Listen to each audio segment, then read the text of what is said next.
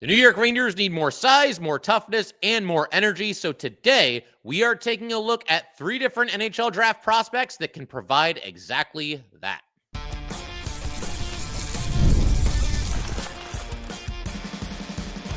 You're Locked on the New York Rangers, your daily podcast on the New York Rangers. Part of the Locked On Podcast Network, your team every day. Welcome back, Blue Shirts fans, to episode number 1323 of the Locked On New York Rangers podcast. I'm your host, Jon Chik. Just want to thank you guys, as always, for making Locked On New York Rangers your first listen every day. We are free and available on all platforms, including YouTube. And today's episode of Locked On New York Rangers is brought to you by Monarch Money. Take control of your finances with Monarch Money. Use code LOCKEDONNHL at monarchmoney.com for 50% off of your first year. And we are, of course, part of the Locked On Podcast Network, your team every day. So, gonna go ahead and do some draft talk here on today's episode of Locked On New York Rangers. Most specifically, going to be taking a look at the Rangers options with the number 12 overall pick. And as a quick PSA here, yes, it is possible the Rangers don't actually end up with this pick this season because, as I think most of us know, the Rangers owe their first rounder to the Pittsburgh Penguins either this year or next year. The choice is entirely up to the New York Rangers. It's possible they've already made that decision behind the scenes. I doubt they'll share it right up until the 0 hour, which is 48 hours before the NHL draft begins. We'll see how they end up going. My slight preference is for them to give up this year's pick, but I am starting at the feeling they're actually going to do the opposite. They will keep this year's pick and roll the dice and bet on themselves for next season and give up the unprotected pick to the Penguins next offseason. But with all that said, it is entirely possible that they keep this year's pick. And again, I think that that's might be where they're leaning. So with that in mind, we're going to go ahead and look at 3 different NHL prospects that I think are good fits for the Rangers at number 12 overall. And we begin with Lynden Lakovic. He is listed as a forward on, pretty much every website, obviously, but more commonly than not, I see him listed as a left wing. That seems to be his primary position. A lot of websites just have him listed as a forward. That's fine. Maybe there's some versatility there as well. But 18 years old, and he's got size, 6'4", 190 pounds. So that obviously jumps off the page right away. Got to figure he'll add some more weight to as he gets older. He has spent the last 4 seasons with the Moose Jaw Warriors of the WHL. It's really 3 because the first of those 4 seasons, he played in a grand total of 1 game there. So for the most part, for all intents and purposes, it's basically 3 seasons. But a total of 153 regular season games, 47 goals, 57 assists, so 104 points in 153 games. It's not an overwhelming offensive output, but his numbers have jumped significantly as the seasons have gone by there with Moose Jaw. In 2022-23, 7 points in 37 games, so obviously not much. Still getting acclimated to, the next level of hockey. Then in 2023-2024, 39 points in 68 games. He also had 5 goals and 3 assists in the playoffs that season. And Moose Jaw actually won the WHL championship, thanks in part to his contributions. And then this year is when he really went off, 58 points in 47 games, or 27 goals and 31 assists to be exact. He was a minus 25 after being a plus 4 the season prior, so that was a little bit odd, but the team was quite a bit worse this season than the season before. He was said not to have the greatest supporting cast, not to necessarily have the best line mates this past season, and with that being the case, I think that makes the fact that he put up these kinds of offensive numbers, again, 58 points in 47 games, just makes it that much more impressive. But, full disclosure here, I've said this many times in the past. I'll repeat it right now for anybody that might not be aware of this, might be new to Locked On New York Rangers. I am not a professional scout. That's not my side gig or anything like that. I'm going off of what the scouts, are saying about these players. I can watch video and pick up on little things here and there, but I'm certainly not a professional in that regard, in that line of work. And so we go with the pro scouts, the ones who do this for a living. And looking at a list of 15 different scouting publications here, they have, they have Lynden Lakovic, still working on the pronunciation there, Lakovic. They have him listed as high as number 8 and as low as number 30. So probably he will still be there when the Rangers are picking at number 12. You never know for sure. All it takes is one team, the 11 that picked before the Rangers, to decide, hey, this is our guy, we're going to go with Lakovic, and at that point, there's obviously nothing the Rangers could do about it. But most seem to have him, somewhere in the low teens. So it could go either way, but I get the feeling there's a decent chance, maybe slightly better than 50-50, that he will still be available to the Rangers when they pick at number 12, if he's somebody that they want to draft. One drawback for Lakovic is that he is said to play something of a finesse game. For as big as he is, it sounds like he's picked it up in the physicality department a little bit recently, but that for somebody as big as he is, maybe doesn't throw the body as much as he could. Nevertheless, there is still that interesting blend of, size and skill that he obviously brings to the table. As far as like the positives, everything I'm reading about him, very good puck handler, sees the ice very well, good passer, just very good hockey instincts, a good skater, especially for somebody as big as he is, and seems to have a lot of upside. Said to have a very high ceiling once he gets to the NHL. And one thing that I love personally is he seems to have the clutch gene, or at least certainly he did last season, because I mentioned a minute ago that Moose Jaw won the WHL championship. During that playoff run, he ends up with 4 game-winning goals, and 3 of them occurred in overtime. So that's obviously making your goals count, and obviously spearheading this team to a championship. They swept their opponent in the final, if I'm not mistaken. So good stuff there. It sounds like he's also, for lack of a better term, grown up a little bit in recent seasons. An article that I was reading on the HockeyWriters.com mentioned that he had an incident when he was 16 years old, got a 17-game suspension for it. It didn't disclose exactly what that incident was, but he seems to have learned for it. By all accounts, he's become a role model. He was actually the Warriors captain this past season. So if there were any immaturity issues or anything like that, it sounds like he's taken it upon himself to basically do a 180 in that department. He was also named the team's Humanitarian of the Year for what he did with the city's jacket drive. So that's all good stuff to hear as well. Sounds like at this point, maybe there was some immaturity early, and now sounds like mature beyond his years for certainly for an 18-year-old. I saw some comparisons to Tage Thompson, and I think that works because both of them, you take one look at them, and you notice the size right away, obviously, but you kind of just assume based on their build, their height, their weight, everything, that this is a dude that's going to be like a power forward. And, I mean, they can use their size to their advantage, and maybe they both do at times, but kind of lanky forwards who don't necessarily play that typical power game, but instead have a little bit more of a finesse game, have some more playmaking ability.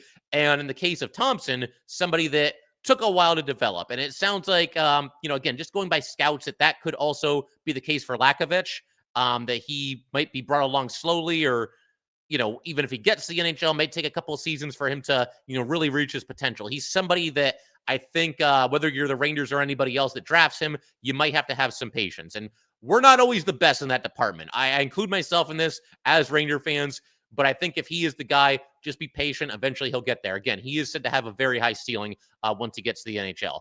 I'll read a couple of scouting reports for about Lakovic for you guys before we move on to somebody else. So I mentioned a couple minutes ago the concerns about him not necessarily always taking full advantage of his frame when it comes to the physicality department. But Mitch Brown from the Elite Prospects talks about that in his scouting report. This is what he had to say.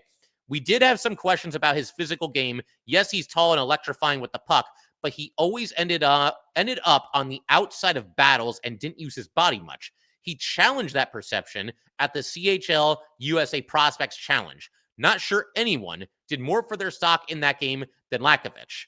This was a different version than the Moose Jaw version, showcasing a lot more willingness to use his body, engage opponents along the wall, and control contact on retrievals. Given that, it should be no surprise that he, along with Ben Kindle, were the CHL's best chance creators at 5-on-5 in this game.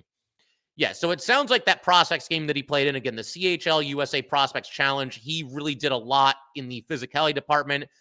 I guess, according to Mitch Brown here, I didn't see that game, but according to Mitch Brown of Elite Prospects, basically challenged that perception that, he's not using his size and strength to his advantage as much as he should. It sounds like he played a really physical brand of hockey in that game and really opened some eyes in doing so. Then we've got this scouting report from Aaron Vickers of FC Hockey.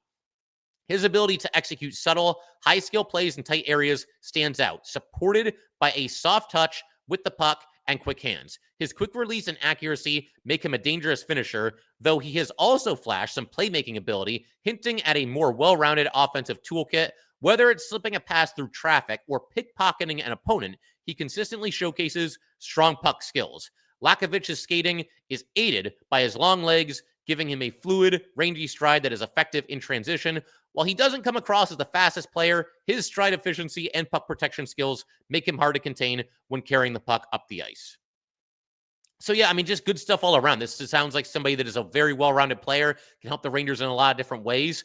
I know there's going to be some people that hear what I mentioned about the physicality versus size department and say, we don't want this guy. He's not gonna play physical. I feel like that's on the way. By all accounts, it sounds like that is developing. And I mentioned that prospect game where he really brought the physicality to a new level. So that's certainly encouraging going forward. And this is a player that I like quite a bit. We'll see if he's still there when the Rangers draft. If he is, I think he's certainly worth some consideration. But in just a second, we're going to keep everything moving. We're going to talk about a player who might not be there when the Rangers pick at number 12, but if he is, they got to be all over this guy. This is McQueen, 6'5", 192 pounds. This guy is an absolute beast. So we're going to talk about him in just a second. All right, we just want to take a minute to let everybody know that today's episode of Locked On New York Rangers is brought to you by Monarch Money. Ever check your bank account and wonder, where did all my money go? Between dining out, online shopping, and entertainment, it is easy to lose track. That's where Monarch Money comes in, your personal CFO, giving you full visibility and control over your finances. Monarch Money is not just a budgeting app, it is a complete financial command center. You can track all your accounts, investments, and your spending all in one place, so you stop just managing your money and start building wealth. You've got all-in-one convenience. Instead of juggling multiple apps, you can use Monarch to check your finances, track your spending, and even plan your long-term goals. Easy collaboration. Managing money with your partner is smoother than ever. You can track shared and personal accounts, set goals, and stay on the same page without all the stress. Take control of your finances with Monarch Money. Use code LOCKEDONNHL at monarchmoney.com for 50% off of your first year. That's monarchmoney.com, code LOCKEDONNHL for half off of your first year. All right, so let's go ahead and keep everything rolling here on Locked On New York Rangers. Big shout out to the everydayers. As always, thank you guys so much for supporting this podcast, even throughout the entire offseason here. We're going to keep everything rolling on Locked On New York Rangers as we build to the NHL draft. Going to continue talking about, draft prospects and whatnot, guys that the Rangers might be able to target, specifically in number 12, but also in other rounds of the draft. There's going to be some more free agency talk, both in-house and out-of-house, guys that the Rangers are trying to re-sign or maybe they should let walk. Also looking at UFAs from around the league as well. And the mock draft is definitely on the way. That takes a lot of homework, but we are getting there. We'll do a mock draft or two for you guys in the days and weeks ahead here. But for today, let's go ahead and keep the focus on the number 12 overall pick for the New York Rangers, and specifically a player that I think the Rangers need to be all over if he's there at number 12. This is McQueen, 18-year-old forward playing for the Brandon Wheat Kings of the WHL.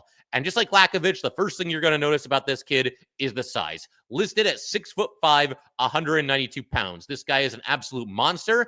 And, obviously, still just 18 years old, right? So he's still filling out a little bit. Got to figure he'll add on some muscle, some weight going forward. And obviously, he's an absolute skyscraper out there.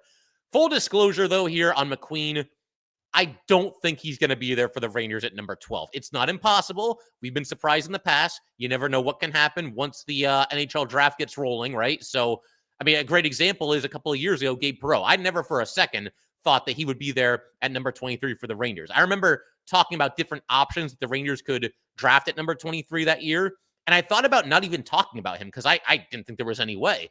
But we did talk about him, and then lo and behold, he was there at number 23 for the Rangers. And that was probably a bigger upset, Perreault being there at number 23, than this would be McQueen being there at number 12. We'll see what happens. Again, I still think the odds are against it, but not like massively against it. 16 draft publications that I was looking at, there's a list of them here. They've got him ranked as high as number 5 and as low as number 12. There are 2 publications that have him ranked at number 12, which is exactly when the New York Rangers pick. So again, you look at it that way, and it's probably not going to happen. Hey, he could be a top 5 overall pick. You never know for sure. Single digit seems likely. you'd have to put it at less than 50-50 of him being available. But this is just too good of a player, too intriguing of a player not to at least discuss on this podcast. So in addition to his size, which is obvious, he's also come into his own as a scorer. He has now played in parts of 4 seasons with the Brandon Wheat Kings, although only 2 games in his first season there. So like Lakovic, he's basically played 3 seasons with his current team. And for McQueen, 127 games, 35 goals, 51 assists, so 86 points in 127 games in his career with the Brandon Wheat Kings. That also includes this season when he had 10 goals and 10 assists for a total of 20 points in just 17 games. That was obviously due to an injury, why he didn't play that many games. More on that in a little bit. Was a +8 and also had 1 goal in 3 playoff games. And he is said to be a little bit of a boomer bust prospect. So there is some risk involved here, but the bottom line is, like I said, most of these publications have him being taken in the single digits. Most mock drafts that you look at have him going in the single digits. So the way I look at this is if you're picking like 4th or 5th or 6th, maybe the risk reward, you're kind of out on it. You're just a little bit too nervous about certain aspects of his game, certain things that make him a boomer bust prospect, and we'll get to those in just a second. But by the time he gets down to number 12, I think at that point it becomes worth the risk. And of course, the Rangers pick at number 12, so that's all that we really care about. So other teams ahead of the Rangers picking, they might go with picks that are a little bit safer. But like I said, if he's there at 12, you take the risk, you roll the dice, because there's too much not to like here. I mentioned the injury just a second ago, and this is part of the boomer bust aspect when it comes to McQueen. He had a spinal stress fracture. That just sounds scary. A spinal stress fracture, and was out from mid-October until the beginning of March this past season. That also prevented him, unfortunately, from potentially making Canada's World Juniors team. He obviously would have gotten, if he had made that team, great experience and competing on the national stage. A lot of people watch that tournament. I'm a big fan of that tournament myself. So, again, maybe he's not worth the risk at 5 or 6, but I think he is worth the risk at number 12. There is a lot to like here. First and foremost, the size and skill combination. Players like this do not grow on trees. He's a very good puck mover, said to be very, very agile for his size as well. Goes to the net. There's a video that I was able to find of him going in between the legs in deep and just lifting it over the goalie. Like, it wasn't a shootout. It wasn't even like a clean breakaway or anything like that. He just made his way to the net, which is something that he's known for doing, by the way, which is also a good thing. Got to the net, got to the doorstep, and just like effortlessly goes between the legs, lifts the puck over the goalie, over the shoulder of the goalie, and scores. He's also somebody that is said to take advantage of his size to screen the goalie. We need more net front presences on the New York Rangers. I like the idea of this team scoring a couple of dirty goals this upcoming season. That was something that we didn't see a lot of this past season. And as far as net front presences, I mean, you've got Kreider. Obviously, he's still maybe not quite as good this past season as other seasons when it comes to the deflections, but he can obviously set up shop there, and he's done that in the past. But as we know, Kreider's not going to be here forever. No guarantee that he's even back this upcoming season.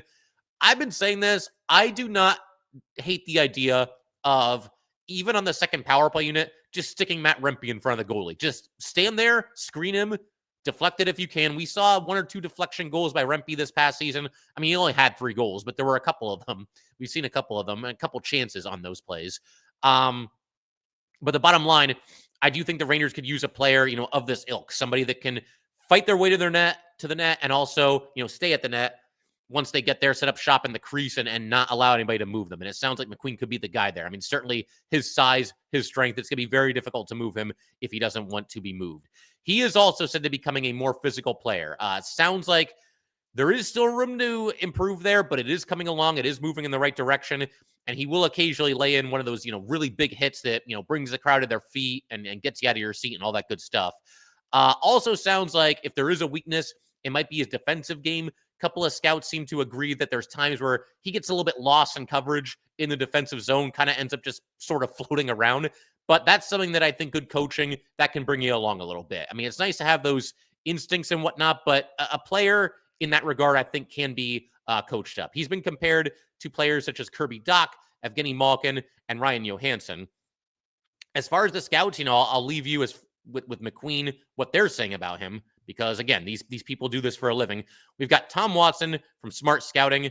One of the most interesting forwards eligible in the upcoming draft, especially with all the time missed due to injury, the 6'5" center for the Wheat Kings on paper has the tools to make you salivate. Watch his highlight reels and marvel at his ability to deke defensemen and spin them around, doing it all in tight to his body despite the massive frame. Look at his elite instinct to get to goal scoring positions undetected. And of course, he can use his enormous frame and size to play physically. That said, the biggest question is whether he can put all of his tools together and do it on a consistent basis.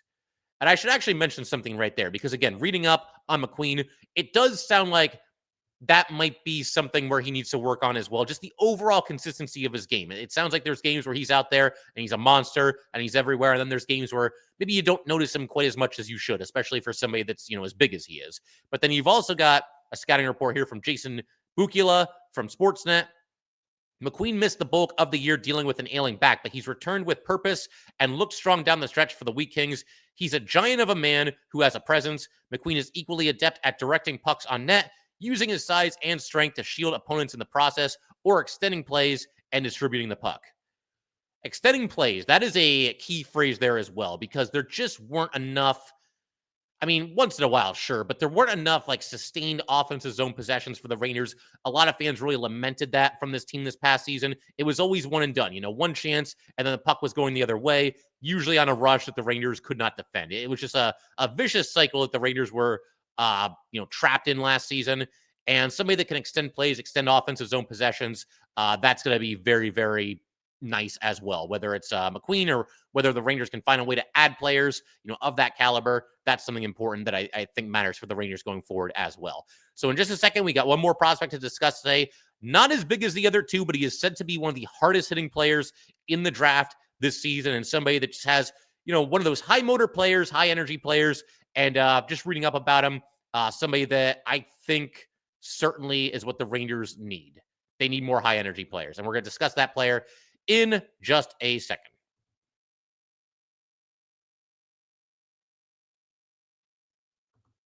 All right, let's go ahead and keep everything rolling here on Locked On New York Rangers. We can close out today's episode by discussing one more prospect who I like quite a bit, and that is going to be 18-year-old center Brady Martin. He has spent the last 2 seasons with the Sioux Greyhounds of the OHL, 6 feet tall, 174 pounds. So the first thing you notice, especially in the context of today's episode, this guy is not nearly as big as the 2 prospects that we discussed before him. But do not let that fool you. As I mentioned just a second ago, he is said to be one of the hardest hitters in this year's draft and somebody that does not pass up the chance to deliver a hit. First of all, we'll start with the scoring when it comes to Martin here. Year 1 with the Greyhounds, 10 goals, 18 assists for a total of 28 points in 52 games.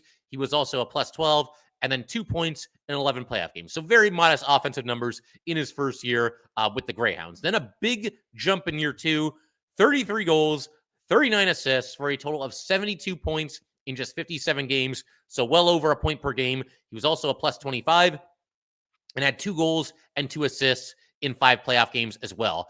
And I mentioned the World Juniors not too long ago, and it's really a shame that McQueen, due to his injury, was not able to play for Team Canada, but Martin was able to play for Team Canada. 7 games at the World Juniors, 3 goals, 8 assists, so 11 points in 7 games against some of the other best young players from around the world. He was also a plus 15 in that tournament. So obviously a very strong showing there, and I think that, obviously you play that well, it's going to open some eyes, and it's going to cause your draft stock to rise at least a little bit. 16 different publications that have Martin ranked here. They have him ranked as high as number 6 and as low as number 53. But I got to mention here, 53 is a true outlier here. Smart scouting. I don't know why they're so down on him, but they're the ones that have him ranked at number 53. His next lowest ranking after that is number 27. So if we take away smart scouting, he's ranked as high as number 6 and as low as number 27, which is still a decent range for somebody that is going to go in the first round. Only 2 of these 16 publications, though, have him ranked better than number 12. So my guess is that he will be available when the Rangers pick. It's possible he's taken before then. You never know for sure. But again, 14 of the 16 publications believe that he will be there for the Rangers when they pick at number 12, or at the very least, only 2 of the 16 have him ranked better than number 12 in the draft. So Yeah, I think he'll be there. He also, by all accounts, has developed as a leader as well. He was an alternate captain with both the Greyhounds this past season, as well as Canada's World Juniors team this past season as well. The Rangers need leaders now. Now, look, he's not going to be drafted and immediately go to the Rangers and be named their captain and whip everybody into shape. We understand that. It takes a while for NHL draft prospects to eventually make it to the show. Unless you're one of the first 2 or 3 picks, you're probably not going to go straight to the NHL. And there's no exception here with Martin. But eventually, maybe he's somebody that would make it to the Rangers and establish himself as a leader on the team. We will see. But somebody that has high energy, relentless forechecker, very strong back checker as well. I say those 3 things again: high energy, relentless forechecker, strong back checker. I already like him because where was any of that this past season for the New York Rangers? They were lacking in all of those departments. It sounds like he's not necessarily the most mobile or technically sound player on the ice, but he makes up for it basically with his effort level. His effort will never be in question. Every scout that I've read seems to agree on that. Again, just a very high motor player and somebody that leaves it out there on the ice every single time. And he hits. He's not a giant, but he goes out there and he hits. Very good playmaker, but apparently an even better sniper. And I like him for this reason as well, because, who on the Rangers right now is a true shoot first player? I know when you look at Kreider, you look at the discrepancy between his goals and assists. I think, if I remember correctly, he got a couple assists at the end of the season, but I think he ended up with 22 goals and 8 assists. But, I mean, do you really think of Kreider as like a sniper? I mean, he's more the guy that is the net front presence, and he's going to clean up loose change. He's going to score on those deflections. I mean, I guess to a degree he's a sniper, but they don't have that true bombs away, fire the puck at the net with a dangerous shot type of player on this team. Honestly, you could maybe say Panarin. I know everybody will think about him as a playmaker first, and rightfully so. I mean, he's an unbelievable passer, but he can really snipe. I mean, Mika, he was at a time, but that one-timer just isn't as effective as it used to be. Will Cooley's got a dangerous shot, and I think an underrated shot for sure. But who's like the true, like he's that dude. He's the sniper out there, right? And it sounds like Martin could potentially be that guy. The scouts seem to agree that he's already got an NHL level shot, and you hope that he just builds on that going forward, especially if he ends up with the Rangers. It sounds like, again, he might not have as much upside as the other 2 players that we discussed here today, Lakovic and McQueen, but he's generally seen by scouts as a middle 6 type player, somebody that can contribute in a lot of different ways, brings the energy, brings the intensity, and can contribute on special teams as well, both the power play and the penalty kill. And it's always nice to have a couple of versatile players such as that. But I'll go ahead and I'll leave you with a couple of scouting reports on Martin. This first one comes to us from Mike Kennedy from Future Considerations. Martin is let's try that again. Martin is a dynamic 2-way center who rises to the occasion and has a significant impact on the outcome of games. His greatest attribute is perhaps his compete level and willingness to engage in battles. He is definitely what I would describe as a gamer and often comes away with the puck during possession battles. His compete level, coupled with his all-around attributes, really makes him stand out. And then we've got one more here. This is from David Sod of Dauber Prospects.